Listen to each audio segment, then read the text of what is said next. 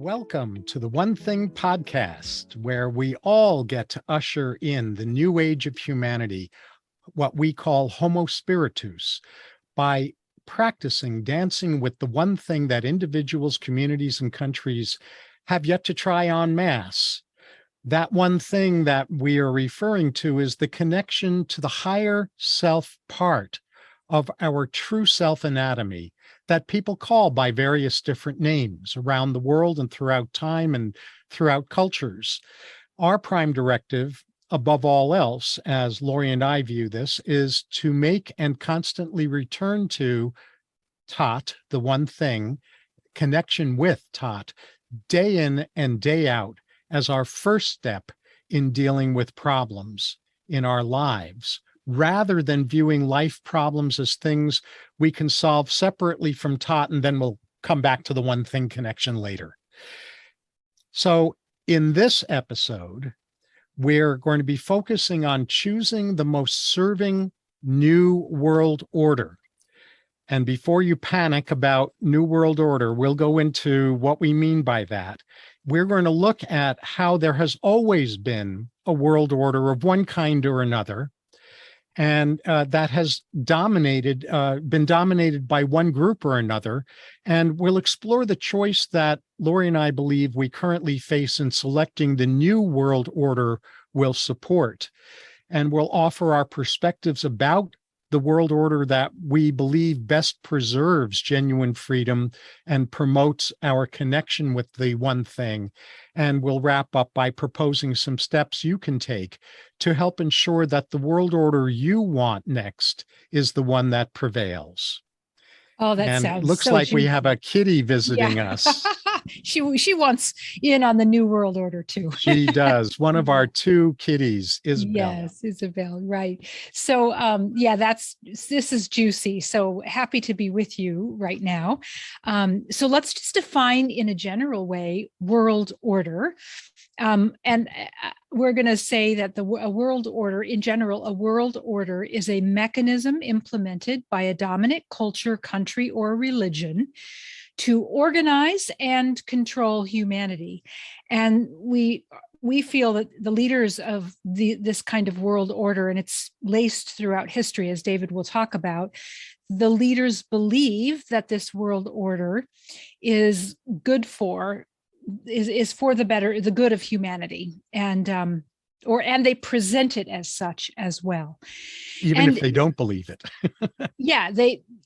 They're trying to convince the people in the order that it's good, whether they believe it or not. And it can be quite kind of seductive, the presentation of a world order, right? So, and I think that when we drop into a life in human form, we're dropping into a programmed matrix for operating in human life, and it may or may not be in our highest interest.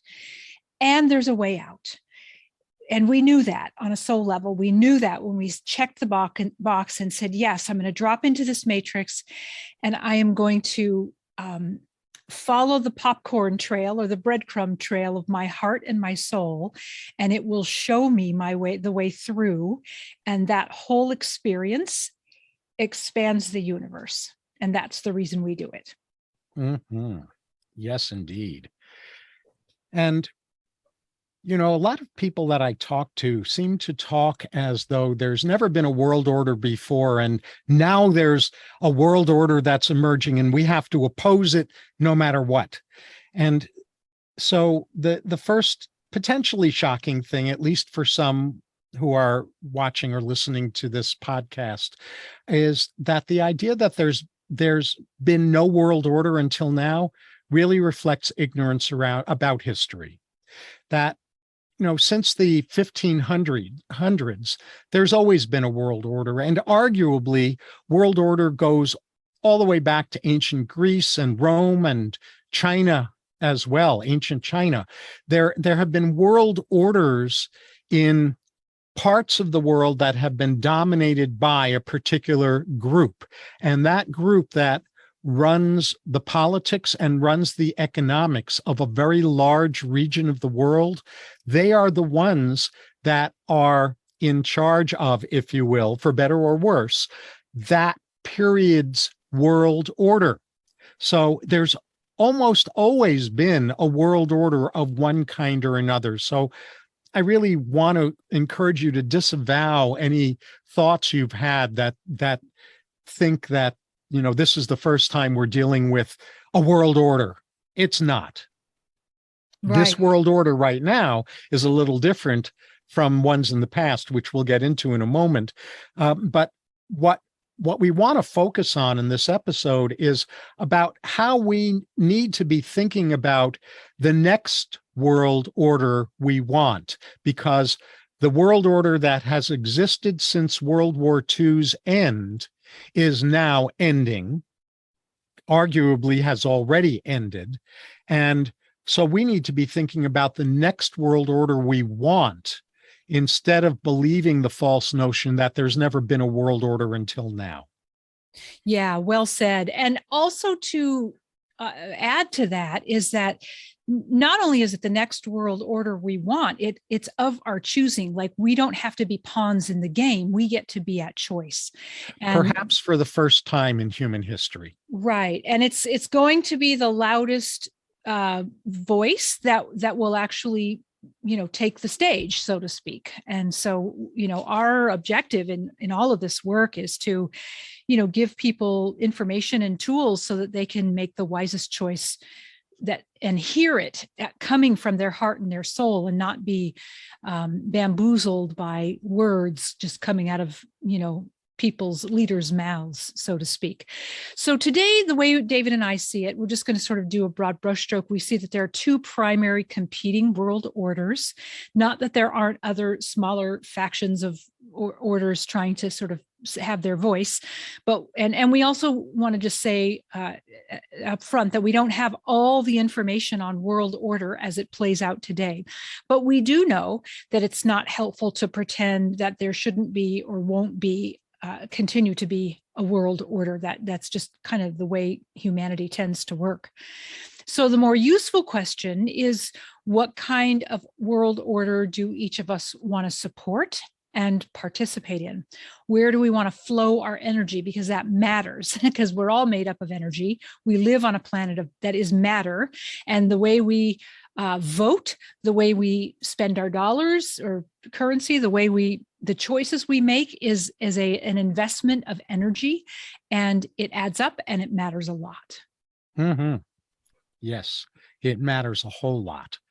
And just to anchor what you were saying a little bit further, the dominant world order right now that's trying to emerge in the Western technological world and in other locations, not just the West, but in Africa and in Australia and in a lot of other locations, is one that is dominated by the narrative of what it calls itself the World Economic Forum. Now, the caveat here is that there is China's version of a new world order, and there's Russia's version of a new world order as well. And there is a version of a new world order that is held by at least some groups in the United States. But the most influential of the publicly known attempts at a new world order is through the World Economic Forum, the WEF. And if you go to the World Economic Forum's website, as we've mentioned in prior episodes as well, some prior episodes, everything is there. Nothing is hidden. It's all transparent. It's all hiding in plain sight. And if you only look on the surface of what the World Economic Forum talks about, it looks like a really good world order on the surface, to the unaided eye at least, and even to some semi-aided eyes. But if you really pay attention and if you look beyond what's covered about the World Economic Forum's version of the New World Order in the mainstream media, the more you dig beneath the surface, and I'm not talking about digging beneath the surface of other people's commentaries or editorials or spins about the World Economic Forum. I'm talking about on their website, through their material. If you dig beneath their surface, the more you do that, the clearer it becomes that, at least as Lori and I see what's on there, that it is actually nefarious. It is not the really good idea that it appears to be on the surface. We have come to view it as a bad world order that creates cancel culture, that creates what you've heard us talk about if you've listened to prior episodes, homo machina, the human as machine, humans that are partly, biological and partly cyborg, and based on the notion that we are smarter than source. It's a very arrogant perspective. And the deeper that we go into what the World Economic Forum is very visible about, it's really about creating a future for humanity, a new world order with increasing degrees of enslavement rather than freedom. Exactly. And even as you dig on their website, if you can follow the trail of what they support, even though it's somewhat covered up in some cases, you'll notice that what they support isn't in favor of freedom for humanity. In contrast, the New Earth, as some call it, I think that's probably the best way to name it, is literally the opposite of enslavement. It is it's an earth that supports health of Mother Earth, health of humanity, and the freedom of humanity. And this is the other main world order that we're aware of, and obviously we don't know everything, but this is what we've been tracking for a handful of years now. So the other thing about the New Earth is it has been what's the word, not forecasted, but there's another word, like it has been prophesied, prophesied, but also it's been coming up for a long time, and that we would get to some point in the collective consciousness or time in humanity where we would have the choice of co-creating with the energy of life or the source of all life, this new earth. Because if we think about it, for all of the history that we have access to, the mainstream history, it has been a history of enslavement and the haves and the have-nots, and the royals and the subjects, and all that kind of an enslavement society and culture. There have been cultures where before our history where there was harmony, there wasn't war, there was peace, there was a mostly creative experience in a human form, at least for a period of time. Yeah, for a period of time, until we made choices like, oh, I can do this without my connection to source. Some call that the fall from grace, and we've been trying to fight our way out of that paper bag, so to speak, since that decision. So now we have the opportunity, individually and collectively, to choose to line back up with the design of life. And this design is in support of individual and societal freedom, of spiritual sovereignty. This is what we're calling Homo Spiritus. And we've discussed Homo Spiritus in a lot of other episodes prior. And it's important that it's so easy to get seduced into the chaos of the current world and the concerns of some of the things that the World Economic Forum or the other world order is trying to kind of push forward, like lack of privacy and passports and and taking away our properties and our money and all of that kind of thing. This is all on the table, right? So I'm very clear that if I invest my energy into kind of flipping out about that possibility, then I'm stealing my energy away from the vision of the new earth. So we're inviting you to go into your heart, do your research, and find ways to hold a vision for this new earth. Even if it's a little sliver of it, at least your energy is going toward it rather than into something that we really don't want. It's a law of energy that where we place our focus, our attention, and our awareness, the energy grows there. So, we have to train ourselves. Really, it's a discipline to just pull out of the vision we don't want and invest in the vision that we do want. Just like we would a stock. If the stock were plummeting, we'd want to pull out, or we'd want to pull our money out, right? So that's just one example. And the idea of holding a vision for a new earth is not of burying our head in the sand for what's really happening. We can very easily be aware and abreast of what's really happening and make our choices instantaneously to feed the vision, right? To feed what we want. So, I think that's the best way to say it. Yeah, very well said. There's one thing that I want to flesh out a little bit further, because you mentioned passports, and the types of passports that Lori is talking about is not the conventional passport that verifies citizenship in a particular country.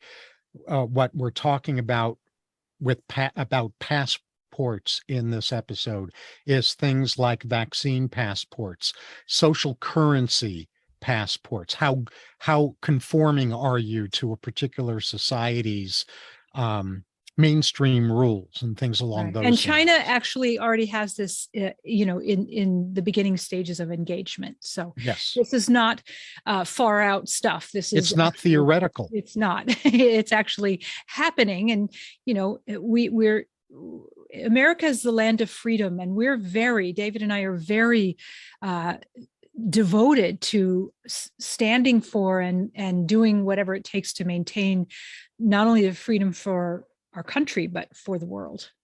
To be a beacon of light around Yes. freedom. Absolutely. So because that's our true design. We, if left in the hands of a few who have other agendas, well, of course, then we're going to lose it. But I don't think we're going to go all the way over that line. But we do need everybody, all hands on deck. yes, indeed. And so in that spirit, we're going to unpack a little bit more about the chipping away of freedoms and spiritual self-responsibility. Yeah. So I guess, there a lot of, especially during COVID, a lot of people said, oh, I just want things to go back to normal. And that's understandable, because before COVID, things were seemingly pretty good, even though freedoms were still being subtly chipped away at. I just want to say we won't be going back to that normal. That there's no way to go back to the way things were. It's, the idea of opening a can of worms. You can't put the worms back in the can and close the can. It's done. So it's too late. We have to also just get right in our mind that regressivism, going backwards is not freedom. Freedom is something that's created from the present moment and the next present moment, and it's a choice we make all the days of our life, really. Yeah, that's so important. Regressivism is not freedom. Mm-hmm. In addition, if we have a notion of freedom that is only about me, or my group, or my group's ideology, my group's ideology, my group's ideology, we are confusing freedom with narcissism. Freedom is not narcissism. There's a famous line from Spider-Man, which is with great responsibility, with great power comes great responsibility. Well, what we're offering up is a paraphrasing of that. With great freedom comes great responsibility. And that responsibility is really connected to expanding our notions of what patriotism is. I consider myself to be a devoted American patriot. And I consider my patriotism to the United States to live inside of larger patriotisms. So if you think of nested dolls, this is nested patriotism. So my first patriotism is to the sphere that we live on, and to ensuring that Mother Earth remains healthy. And my patriotism inside of that is to humanity. And my patriotism inside of that is to the United States. And my patriotism inside of that is to the groups that are my affinity groups. And then to my individualism inside of that. So, the most common form of patriotism, which is my group over all others, or my country over all others, is group narcissism in disguise. And the time has come not to end patriotism, not to end national patriotism, but to embrace nested patriotism the way I've just described. That's so beautiful. Yeah. And I would also say, I mean, my first devotion, I wouldn't even call it patriotism, is to the source of life. Yes, that's above patriotism. Yeah, it is. It's the reason I'm so devoted to that is because we can't get free. We can't live as a liberated Homo spiritus, connected to the source of life, facilitating and co-creating a beautiful earth and countries that get along and that kind of thing. We cannot do that without the one thing. It's not possible. We've tried. This is the point of our podcast, is to, try to convince you, if you will, that there's no longer anywhere else to turn but to this alignment, and then to be guided and directed accordingly. Then this doesn't mean it's taking away our free will. It's the opposite of that. It's putting us in alignment with the heart and soul of what our heart craves, and the use of that will in order to fulfill who we really are in these physical forms and on this planet. And that's what the new earth is all about. It gives the ground under our feet the possibility for living in that way. Not even the possibility, it is the ground for living in that way. Whereas if we go with your World Economic Forum in that direction, then we can pretty much be sure that enslavement will be ratcheted up and our freedoms will be chipped away, as this is already underway and escalating pretty much as every day passes. Yes, really well said. That's a new world order that heads us into what Lori and I view as a very dark future. So going back to just say a little bit more about something else that you were emphasizing, Lori, so rightly, our connection to Tot, to the one thing, is paramount. It transcends nested patriotism. Nested patriotism lives inside of and is in service to the one thing, or not, but we're advocating that it does need to be in connection to the one thing. We don't get our vision of the new earth from history or from our own egos, our own seemingly separated from source egos. We won't get a vision of the new earth from either of those things. We get our vision of the new earth through our connection with higher love and wisdom, and bringing that forth into the material universe. This is the key to bringing about a next world order that truly elevates humanity. Yeah, well said. So we want to offer just a few takeaways before we, end our time together. And the first would be very conscious about how you spend your energy. And I know for myself, I am going to I do this as much as I am conscious of it. To stop giving my energy over to the forces that aren't serving the greatest good. Some people call that the sinister forces. Some people call that the cabal. I mean, it doesn't really matter. These are all just names that people use to have conversations about what's happening. So it would be in all of our best interests to just stop giving our energy over to forces and orders in life that don't have the highest good for all of humanity at heart. And think about, some people think that, oh, if I do that, then they're going to get away with murder.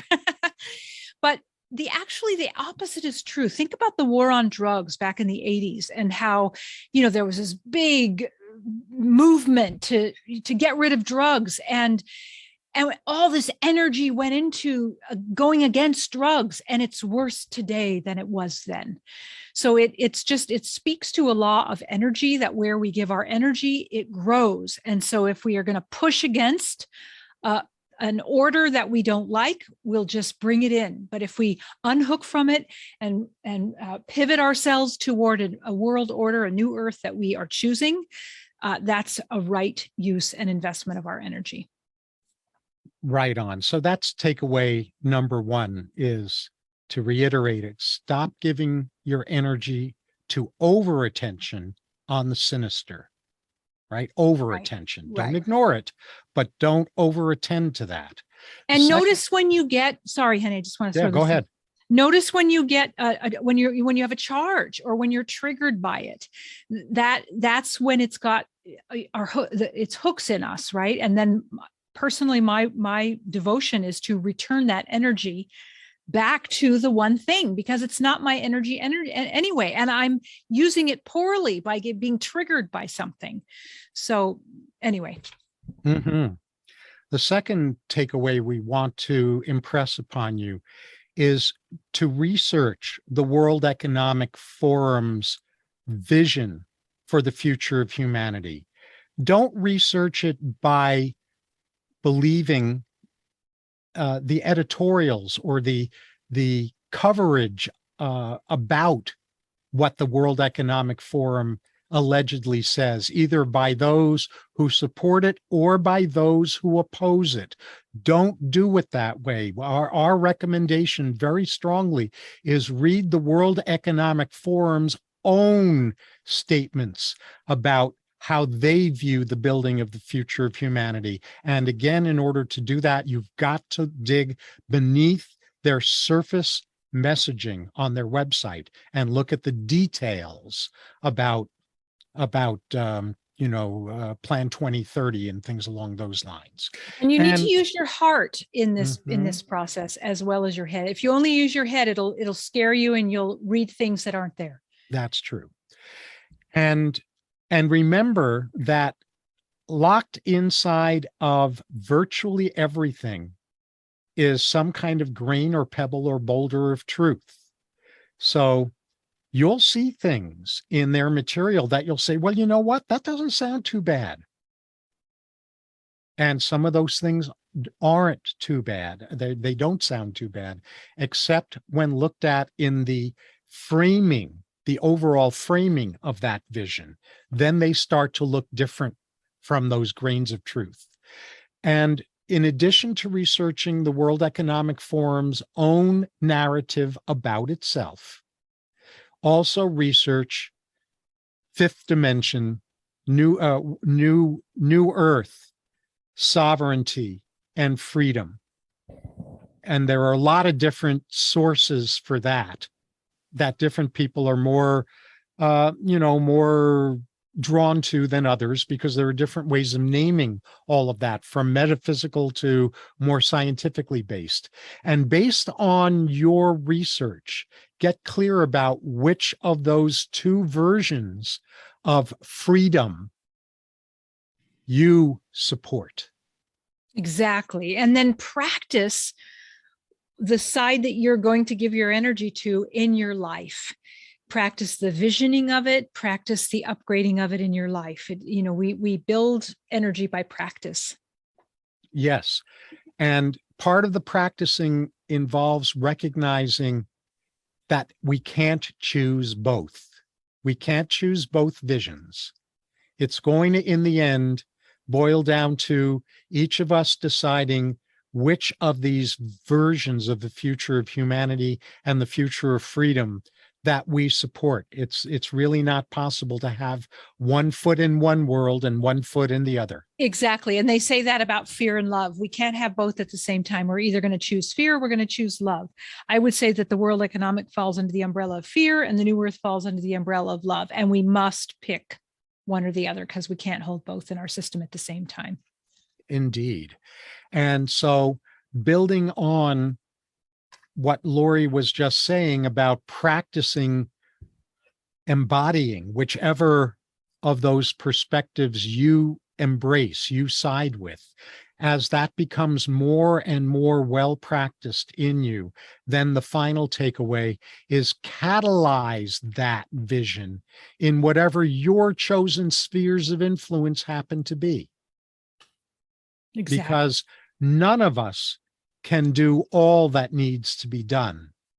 Whereas each of us who are doing what we are called to do adds up so that collectively all the bases that need to be covered get covered. Exactly. All the puzzle pieces get, brought in and the puzzle gets created as a whole. Yeah. Mm-hmm. Perfect. Great. So anything else before we sign No, off? I just think that like our previous episode and some of the episodes before that, parts of this may be important to listen to more than once as well. Right. Good advice. And so, as you know, each time at the end, we tease you with our next episode. And in our walk on Saturday evening before recording this, we came up with the most brilliant episode for this time, for next time. And we thought we would remember because at the time it always sounds so good. How could you possibly forget? But lo and behold, we didn't remember. So we're going to call it a surprise episode and know that between now and then we will remember what it was and you will get the benefit of that. And it will piggyback on this episode in some way. Yeah, that much I remember. That much we do remember. Exactly. And so until then, until next time, remember to dance with your better half, the one thing, so you and all of those around you can keep living more and more fully as Homo Spiritus.